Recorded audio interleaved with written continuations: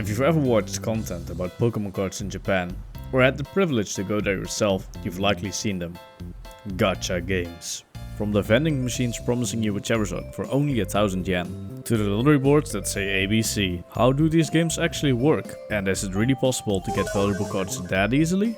Today I will take you through the reality of these games, by potentially wasting a lot of my money to understand and explain how these games really work. We will be starting off with a very iconic game, the Claw game. The cost for one attempt is 100 yen, which will be the cheapest game I play, as every game after this will get more and more expensive, until we reach some of the higher end gacha games you can play. As you can see, the 100 yen cost does not mean the prices are bad. Once I started playing this Claw game, I noticed there's also a pusher. This means that even if we grab something, it needs to be pushed down before we can even win anything, greatly decreasing our chances. Now, those of you that have played Claw games before know that even if you grab it, it doesn't mean you win. Trust me, it's not that I'm bad at these games.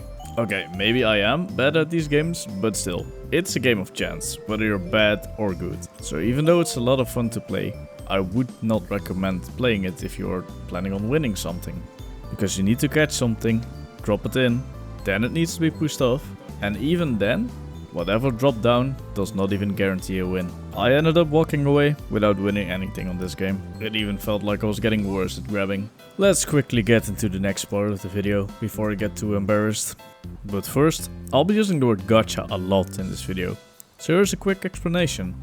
Nowadays, gacha is basically shorthand for Japanese games of chance, especially in video games and things like card lotteries. But it actually comes from Gachapon, those capsule toy machines you see everywhere in Japan. You put in a coin, turn the handle, gacha, and a capsule pops out. Pon! You never know what you're going to get, and that randomness is the whole appeal, causing even a game genre to sprout from this, called gacha games. Eventually, people just started saying gacha, to refer to any system built on luck. Now let's play some actual gachapon. Honestly, this gachapon breaks one of the biggest rules for buying Pokemon in Japan. Never get loose packs. And it's probably even worse to gamble for loose packs. But in my defense, at this point in my Japan trip I hadn't opened any packs yet, so I was feeling a bit hungry for packs. And maybe we do get that 151 pack, or an evolution. After the steep price of 1000 yen and one push of the button, we get our little capsule dispensed. Now let's open it up and see what's inside.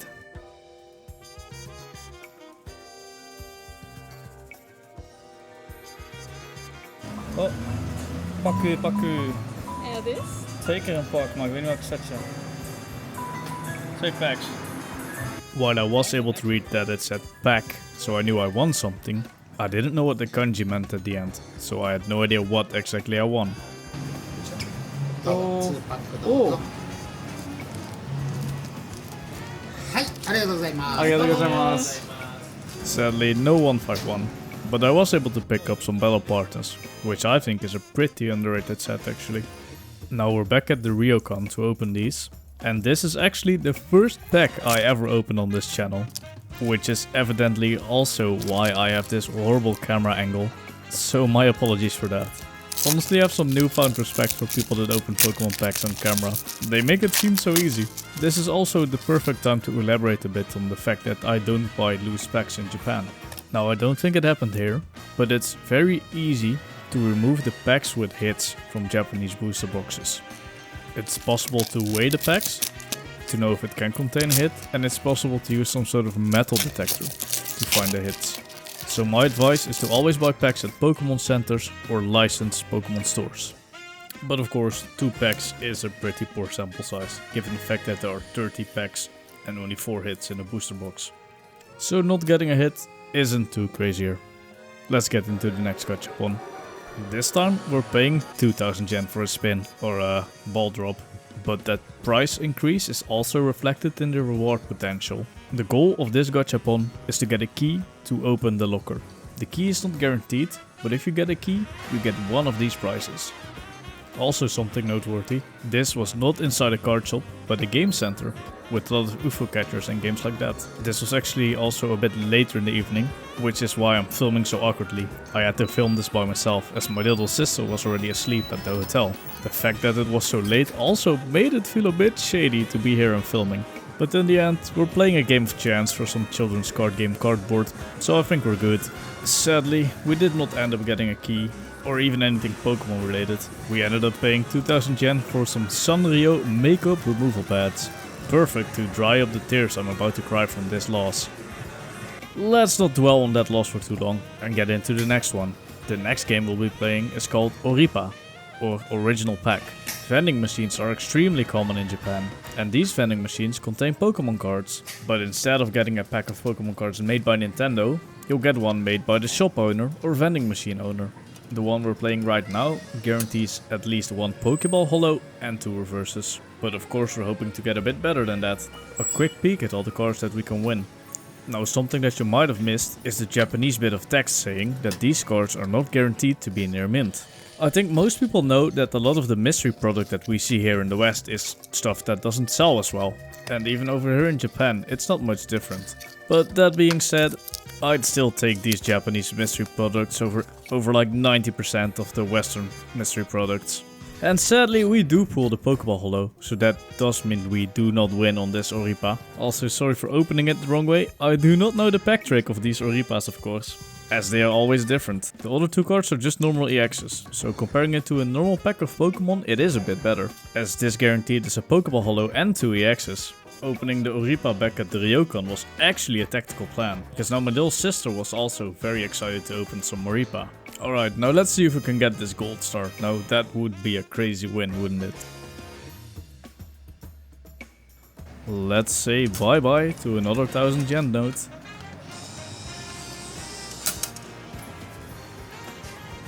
Alright, Deoxys.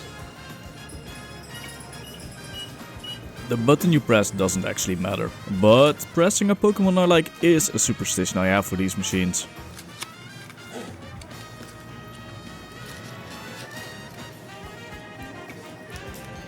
Once again, I am not good at the pack trick, instantly revealing the hit. Ooh!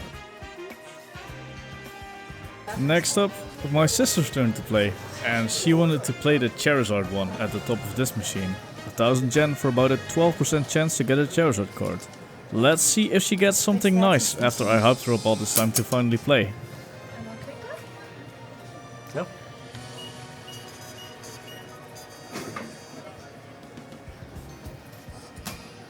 Oh ja.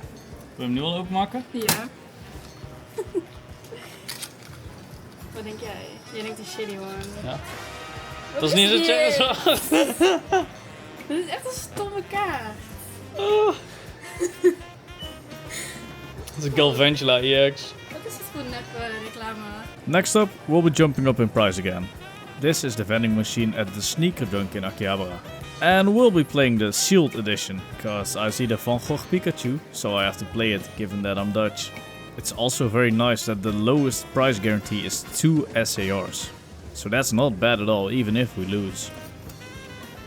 Another thing that I'd like to mention now that we're at Sneaker Dunk is the fact that I think it's better to play games at more known establishments. They actually have a reputation to uphold, unlike the random vending machines you might find on the streets. Now I'm not saying that this guarantees higher hit rates, but who do you think is more likely to scam you? Someone with a public storefront or a random brandless machine? Now let's see what we got. Finally a pretty decent win if you ask me. I'm not sure what the Japanese price is, but this Unigaba Jolteon goes for about 50 euros, so that means we tripled our money effectively. Time to jump up in price again and change venue, because now we'll be going to Hararuya to play a 5000 yen lottery board. The nice and almost addicting part of this board is the fact that the loss is still a win. For me at least, given the fact that even if I lose, the minimal value will still exceed the value of the price I paid at the time of recording. This type of game is called Kuji in Japanese, and the game is not very difficult. If you see a board you'd like to play on, you simply take one of these cards and bring it to a cashier. In this case, we're guaranteed to win at least a B, so there's no hidden C or anything. After we pay the 5000 yen, we get to pick our card. My apologies for the poor camera work, it's not exactly easy to open these with one hand. If you're still watching, you probably like the video, so I would appreciate it greatly if you subscribed. Ah, B. As I mentioned, this game was very addictive, and after playing for 3 times, I finally managed to hit the A. So looking at all these prizes at A, what would you pick? I felt like hitting A was about a 1 in 3 to 1 in 5 chance. Not just from my own sample size, but also watching the people around me play. Shout out to the dad that was letting his middle school kids play. Not that I'm one to talk. At that age I was opening cases and being on CSGO Lounge. For my A prize I ended up picking Dialga. Such a pretty card. For our final price increase we'll be at Magi, where we will play the 10,000 yen lottery board. Except this time there's no A, B or C, but instead we get numbers. This works quite similar, but instead we get a number which corresponds to a card. So no choosing ourselves, full on luck. The worst prizes are still pretty okay, but it's not a guaranteed win like before, even with the weaker yen. The orange labels are the hit cards, saying Atari, which roughly translates to hit, success or win. But when looking at Western prizes, some of the hit cards are not actually a win, and some of the cards that aren't a hit are actually technically a win. While this open display would technically allow you to calculate your chance at profit, I just decided to play and see where we get. My number one advice is to just play these games for fun, not expecting anything from it. After handing in my 10,000 yen note, it's the same as previously, we get to pick ourselves. How would you decide which card to pick? I decided to pick one all the way from the back. On my next trip to Japan I'll for sure be bringing a camera stand, because the struggle is just getting insane. I wish I could say I was engagement farming, but I am genuinely this bad at it. Discussion. After a nice assist from the shopkeeper, we get to see our number. 92. Let's see what we get with 92. Oh! Ah, すごいね。 We end up winning the Marnie SAR from Shiny Star V. If we look at the Western markets, not the craziest win, but in Japan she's super popular, so it's actually a pretty big win. And I'm of course happy to win in the most expensive game I play in Japan.